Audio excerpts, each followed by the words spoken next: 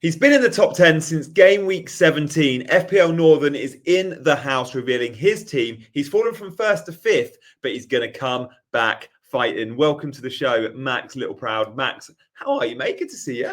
Oof, I'm feeling okay now. I'm thinking I'm over it. I had a little Saturday evening, sat in a dark room for about an hour, contemplating everything, thinking about where I'd gone wrong. But yeah, I'm over it. I'm over it now. You know, like I said, I'm just thinking about the game week ahead, and I'm ready to try and fight to get back into my top spot. But we'll see. We'll see. I'm fingers crossed that we can get some some big swings my way again. I know I've had quite a lot of luck this season. Maybe we can hopefully see some more coming up soon. Yeah, mate, you've gone from it's been unbelievable. If we look back on reflection, like game week 22, you were first in the world. You were then first in 23, third in 24, back to first in 25. It's fifth, but it can very easily be clawed back. And I think it's shown us this week that swings can be big, but when it's a high scoring game week, 10, 15, 20 points can just be one player. It could be Daniel Munoz going big. It could be Glasner coming in for you. And for you, it was very much a case of you didn't get the manager points, right? Everyone got assistant manager points other than Arteta owners. Even the Slot and the Emery owners were happy with their sort of 8 to 10s.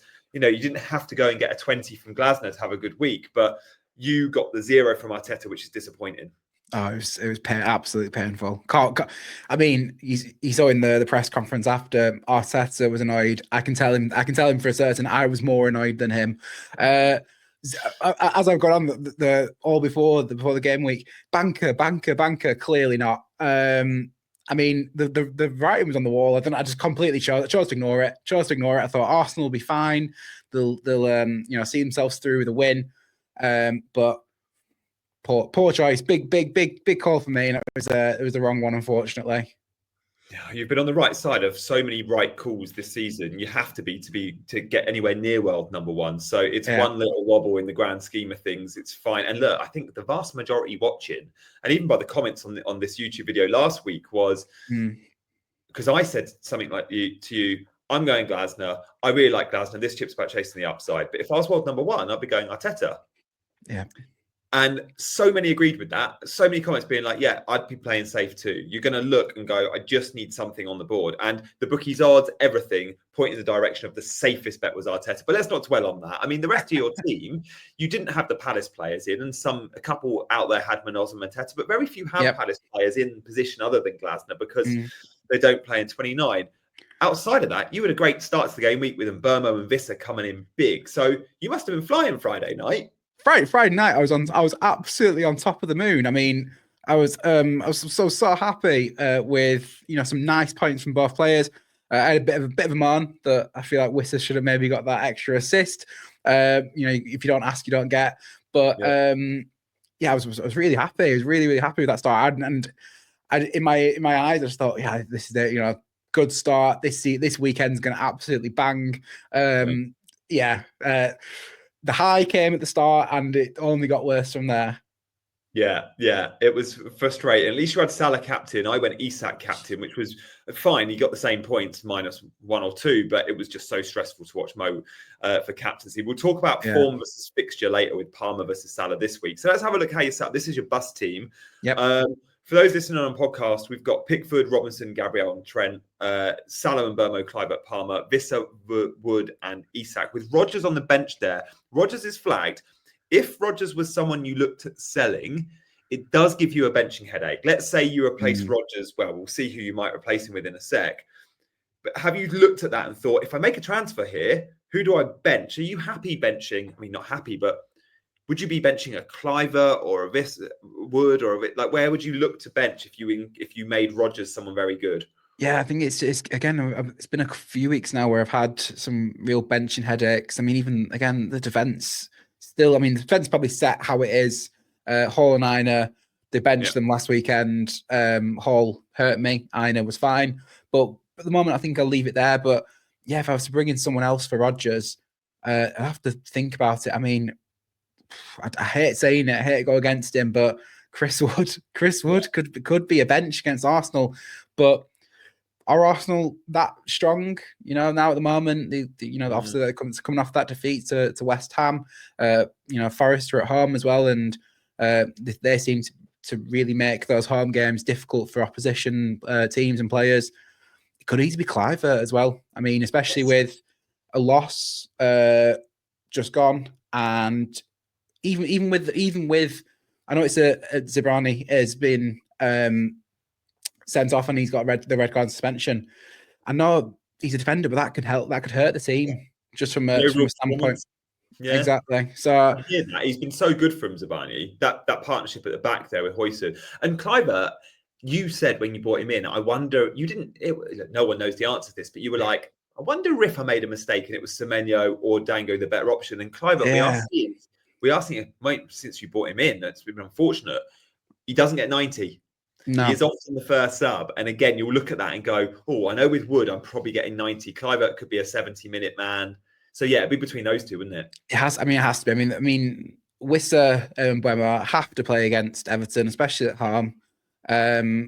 Palmer, I can't bench him. I mean, he's bang out of form, but I can't bench him. And then Isak is Isak. So I think it has to be a toss. I think between Cliver and Wood if someone else came in for Rodgers.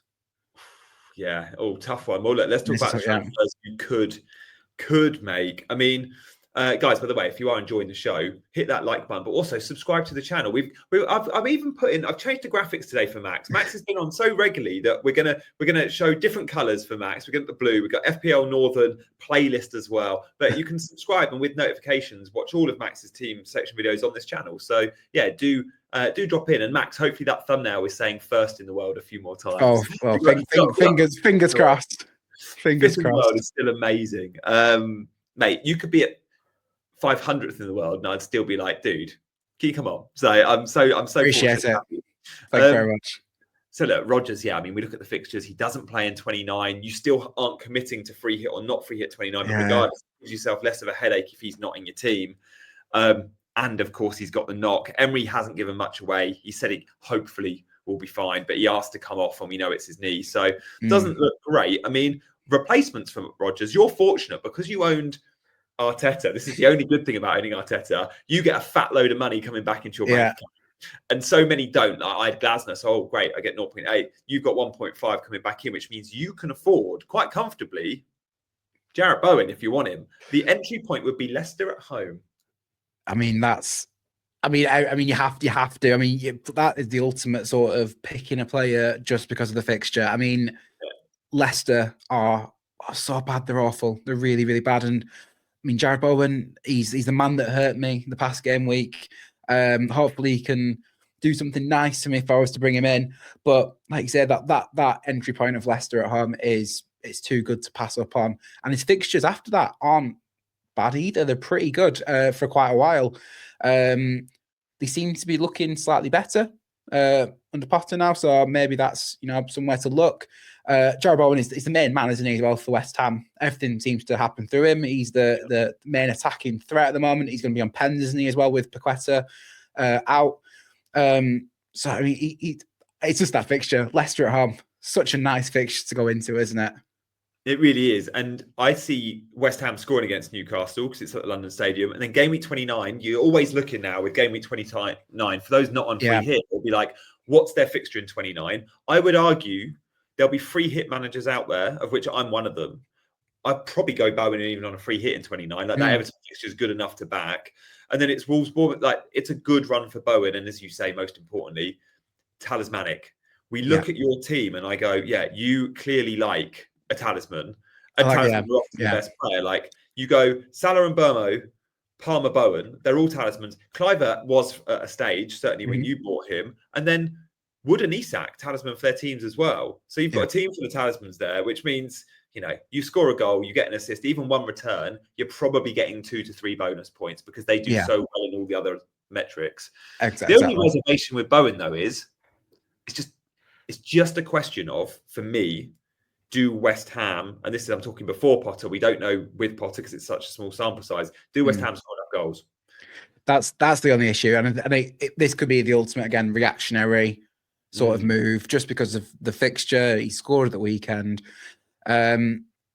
that is the main issue. I mean, they might be looking slightly better defensively, but offensively, I mean, it's still not perfect sort of perfect form, is it? Offensively, No, it's tough. I trust issues with the attack functioning well enough to have a 3-0 win. Yeah, but 1-0 wins we've seen from Bowen over the weekend. 1-0 win and he gets 10 points. You don't need them to win 3-0 if you're getting 10 points from Bowen. So it's a real tough one because he's not cheap. He's not cheap. Yeah, I can't reach 7.3 if I sell Rodgers. I can reach an Eze price. I can reach like 6.7. If Bowen was 6.7, he'd be my team in a heartbeat. But it's just that extra 0.5 to go. It's backing a West Ham attack, but I still think he's a great shout, and I like him as an option for you. Yeah, I mean, like I say, it's the Leicester entry point. He plays in 29. The fixture in 29 isn't bad. Everton away is not awful. So it's logically, it seems like the best move for me at the moment is Jarrod Bowen fixtures. He's playing okay, decent, and plays in 29. That's the main thing I'm looking at. Yeah, I think I'm with you there. I mean, the other option in that spot, another player you like, and again, this would be Neto in. Now, Neto is cheaper. Not that money's a massive issue for you. You've got 2.6 million in the bank. Maresca, I watched all 15 minutes of his press conference on Monday. I was trying to get a quote on Enzo, who I've got in my team, and Enzo looked like he pulled up with a hamstring issue, but nothing was said. Maybe it was just cramp. But he said on Neto playing number 9, the performance in general was positive. And then he said, Pedro, with the injuries we've got, could be an option for us when talking about who can play number 9 on Tuesday night. It's worth noting, Aston Villa was the perfect game for a number 9 like Neto, or for Neto playing in that role, because it was all about, can we exploit the Aston Villa high line? We know they're super high, especially at home, balls over the top. And it worked for Chelsea. First half, Chelsea were really good. Neto was great, getting a lot of luck in behind. Both Southampton and Leicester will come to Stamford Bridge and naturally be a lot deeper. So he could go with Nkunku number 9. He could go with Cole Palmer number 9. He could go with Jadon Sancho number 9. Or he could stick with Neto and still play that game. Regardless, Neto's going to be in the 11. Chelsea have got big injury problems. Madueke's out. So even if he's not the number 9, he'll be a wide forward. Now, with Southampton and Leicester up next, you can't ask for a better set of 2 fixtures. So it is an attack. And again, I would argue more so than West Ham. Chelsea do score goals. So you can back this attack. It's just he doesn't come with a talismanic sort of cap what Bowen does. You know, Chelsea could win 3-0. And if Pedro didn't get a goal or an assist, you wouldn't be shocked. Yeah. Well, not shocked. Yeah, exactly. Yeah. Well, like I say, with Pedro, it could easily, like I say, he could carry on being up top, but they're so interchangeable. The sort of the top players of Chelsea that they move, especially against Villa, they all seem to be sort of moving around with each other and interchanging positions. But again, it's the Southampton and Leicester, both games at home, really, really good entry points there. And like you say, even if he doesn't continue playing sort of number 9, he will be in the team regardless. And that doesn't put me off as much, because I even feel like off the wing against both teams with Southampton and Leicester, especially if they're playing deeper, that almost could be more beneficial from playing off the wing and sort of letting someone else take the brunt on the back line and laying it off to him, sort of thing. But yeah, those two fixtures are really good. It's the only issue with Pedro is it's the 29 fixture, Arsenal away. It's not ideal. I mean, it's a playing player, so he's going to play in 29, but it's not an ideal. It's not an ideal game to have, especially if we've already got Palmer, who's also going to be playing against Arsenal. It's just that's my only thing that I'm thinking. So I watched the Arsenal-Chelsea game earlier in the season at the Miami Gunners supporters bar. I was full of Arsenal fans. I did a YouTube video on it. And Pedro, actually, Neto scored the equaliser at 1-0. So he did score against Arsenal earlier in the season. But yeah, he had a great game out wide. You make a good point about, even if he's not number 9, being a good option, though. I think there's some players out there.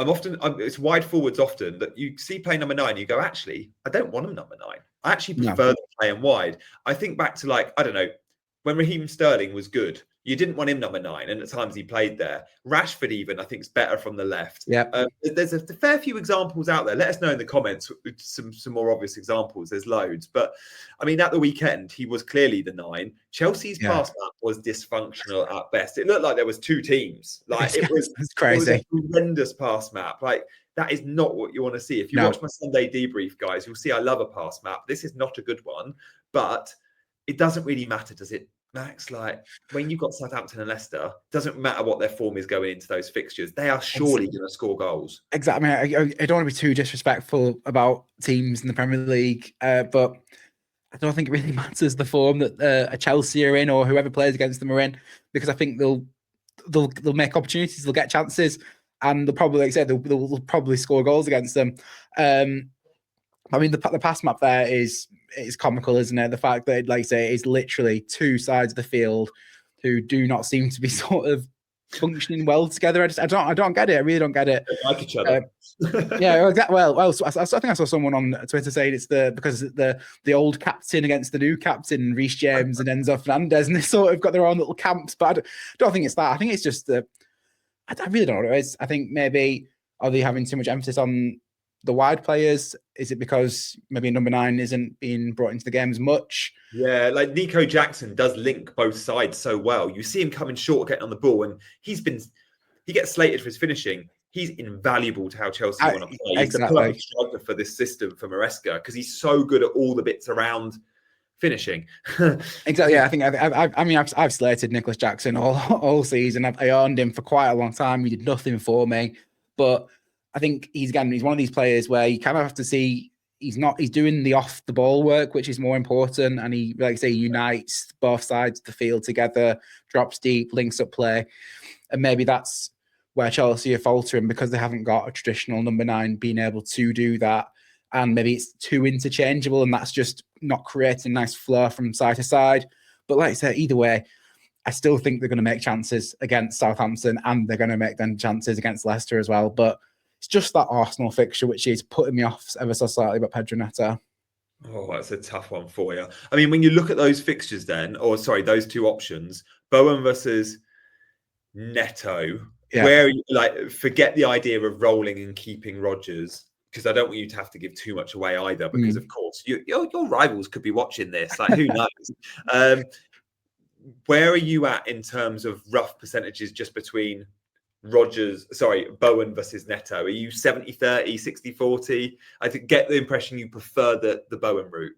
I think I definitely prefer. It's just that 29 fixture is probably just going to be the one that swears it for me. I think that'll just make my team more well-rounded for the 29 fixture, especially against those who are definitely going to free hit in 29. I'd like to have more of a well-rounded team opposed to just doubling up on 2 Chelsea assets at the moment and having a dodgy fixture in 29. Like I said, people who are going to free hit possibly might even bring in Jarrod Bowen. So that's, covering that basis as well there. But I think afford him an unfree hit in 29. I'd go. Yeah. I get home fixtures versus Leicester and Newcastle. Yeah. Yeah, well, exactly. I think Newcastle. I know they looked really good in the first half, but the second half they were awful. They were really, really bad. I mean, Forest easily could have drawn level and ended in a draw, but yeah, there's goals to be had in. I mean, looking at all those fixtures, there's goals to be had in the next 5 fixtures for Bowen. Really, if West Ham start clicking a bit more and the attacking becomes slightly better, but either way, I think everything's going to flow through Bowen. So hopefully, if they get a 1-0 victory, it's him with an assist, a goal, something like that. So yeah, I like that. Okay, so look, midfielders are an option there for you. But what about the idea of actually Rodgers can stay because you don't then have to bench Cliver or Wood. Yeah. And you could improve your back line. You could argue, yes, Trent is a set and forget. Gabriel is not producing big points, but it's hard benching a player like Gabriel when you've spent 6.3 million on him or whatever.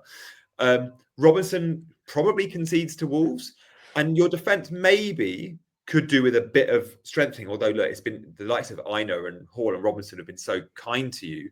But there is another school of thought here, or another option here, where you use a defensive transfer.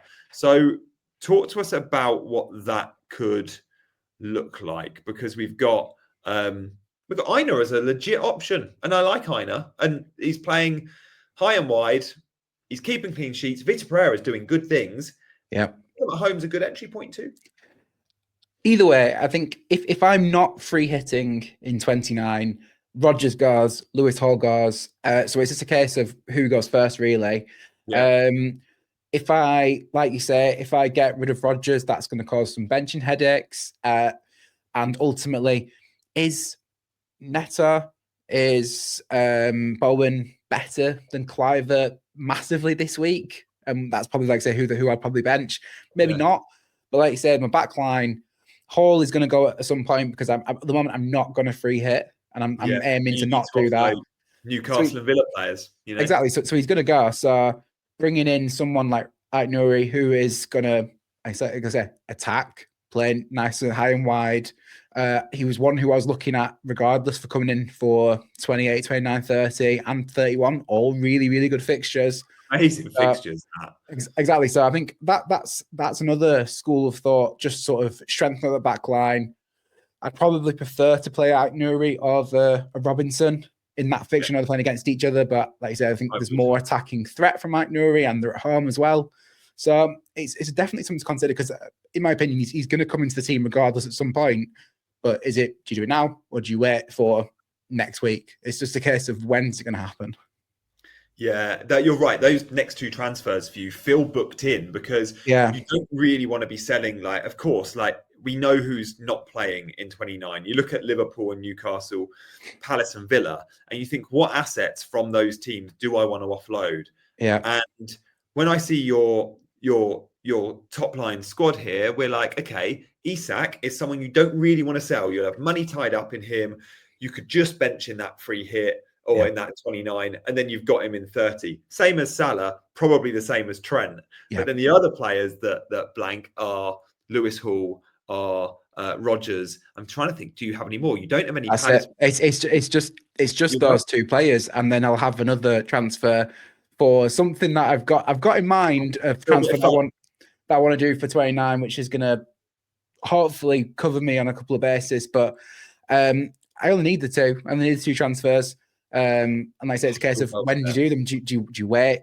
Do I need to wait? Do I need to do it now? It's just weighing up the individual fights between the players now that I've got, and do I really think this player his fixture is better than this player's fixture, and trying to manage a team like that. But either way, those two transfers, like I said, they're booked in. They're going to happen. It's just a case of when you do them and who comes first and what happens first. Yeah, no, I hear you. I like that. I like that plan. I think they're absolutely the right too. And your route is clearly obvious. It's no need to free hit in 29 because you're not going to have that many players invested and you've got the free transfers. Yeah. Again, wildcard can take place in 30 or 31. We're going to know loads more about the 33-34 schedule of the double followed by the blank after game week 30, because that's when the FA Cup results will be coming through and we'll be able to go, that's where we'll likely see doubles and blanks. It's likely 33 will be a big double. 34 will be a blank of some sort. And if you don't have a free hit, like I'm not going to have, it's going to be really tricky navigating that period. The only way I can navigate that period is to use a wild card. So I will dead end in 33, wild card in 34, likely. But for my team, I'm really heavily invested in Liverpool, Villa, Palace and Newcastle. And I like that as a differential. But I do think the optimal chip strategy is the one you're following. And I think that'll be what I know that's the one most content creators and engaged FPL managers will do because it's the best one. It just didn't work necessarily for me, but because I'm chasing as well, I'm looking for a strategy that does go against the obvious just to try and get some gains. And therefore I'm going to be buying players that I know blank at 29, like Eze. I've just bought Mateta. Players that I know no one can really go near because they're worried about 29, and as they should be. Exactly. So fingers crossed my strategy also works. But yeah, I mean, this is about you and your strategy, and you are so well set, mate. And I can see why it's disheartening going from first to fifth. But you must look at your team and look at some of the teams in the top 10 and think, yeah, we got a lot of similar players, but you also have some different players who you think can get those gains for you. I think in the past couple of weeks I've reverted back to what I've been doing in previous years. I've been playing it a bit safe and going for the sort of the mass moves. And I think I need to sort of go back to what I've been preaching that I've been doing so far this season and going for those one-offs and really just trying to go for what I'm really thinking. I've just today, whilst I've been at work, I've just been thinking about it, about the free hit in 29, just because it feels a bit more exciting because there's some exciting games around around 29. I mean, it's primarily it's the Palace. It's the Palace players. They look really exciting to have for 28 and 30. But I mean, I could easily move to maybe one of them in 30 at some point. But I think at the moment it's definitely going to be play for 20, play the transfers to 29 and navigate it that way. You've got a transfer in 27, a transfer in 28, and a transfer in 29. To get 11 players out, you only need 2 of those 3 transfers. You could do let's say it's Ait-Nouri and Bowen, right? Let's just say, and let's say it's Rodgers and Robinson, Rob and Hall coming out. Yeah. You could get rid of one this week. You don't have to get rid of one next week. You could get rid of one in 29 and use a 28 transfer on a punt like a Jean-Philippe, who has an amazing 28 and 30 fixture. So you actually maybe could have a short-term punt because you're so well set for 29 on a player like Jean-Philippe Mateta, which would be really fun. I mean, let's talk more about that next week. But you're so well set for 29, you could have a short-term punt. Yeah, exactly. And that's what I've been trying to, like I said, bank all these transfers or bank some form of transfers, or with a plan to use a couple to sort out this 29 team, just so I could move a couple of people around. I mean, there's a couple of players. I mean, Pickford eventually needs to go at some point. I've enjoyed having him in the past couple of weeks, but the fixtures really turned for them, and I want to move him on.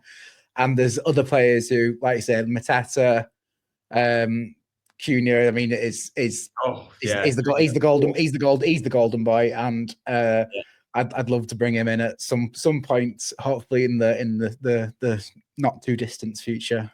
Yeah, we're talking about talisman. He's top of the tree. Maybe we haven't spoken about captaincy. Yeah. So, guys, we're going to talk about captaincy now. If you have enjoyed the video, I would love you to subscribe to the channel and to hit that like button. Drop a comment too. I'll get back to all comments in this one. Max, form versus fixture this. Like, there is no better form in FPL ever than what we're seeing from Salah right now. But Palmer has an unbelievable fixture, and he is a flat track bully against whipping boys quite often. But from someone that's just backed against Salah, wasn't a fun watch. I think, I mean, going against what I said a second ago about trying to not play with fear, but I think going against Salah, especially with the way that Newcastle look to be conceding goals and the form that he's in, he's just electric. He's so much better than he's always been. And he's always been such a fantastic player, and he's just so good at the moment. And he looks so confident in every single time he gets the ball. He looks like he's really enjoying everything he's doing. But like I said, this is the ultimate. It's the form against fixture. I mean, Cole Palmer at home to Southampton you have to consider it, don't you? You have to consider it. There's no one else. I don't think anyone else is going to be considering other captaincies. It has to be Salah or Palmer, and that's going to be everyone's big toss up this game week, isn't it? I think, because I think everyone has them. Everyone has both of them. So it's a case of who you're going to go with. But for me, I have to leave it on Mo. For this game week at the moment. I'm tempted, but I can go a little different. You don't need to. But after the watch, I watched Isak and I was obviously delighted. But I knew from Isak I needed to get a minimum of 2 returns. It was like that was my starting point. It was like he's got 2 goals now, and then it was like, right, can he get some more points? Because that's what I need to beat Salah. Salah getting 2 returns feels inevitable at the moment. He's that good. And Newcastle, as we said, second half versus Forest. So they were showing signs of being quite lax at the back. So I think I'll probably end up on Salah too. Well, but thank you so much for your time. No problem. Thank you very much for having me. I mean, like I've always enjoy talking football and talking fantasy football. So it's always a pleasure. Well, make sure you're following FPL Northern on Twitter and drop a comment and show him some love as well. Guys, we'll be back for another video with Max very soon, and we'll be doing a deadline stream later on Tuesday. See you later. Bye-bye.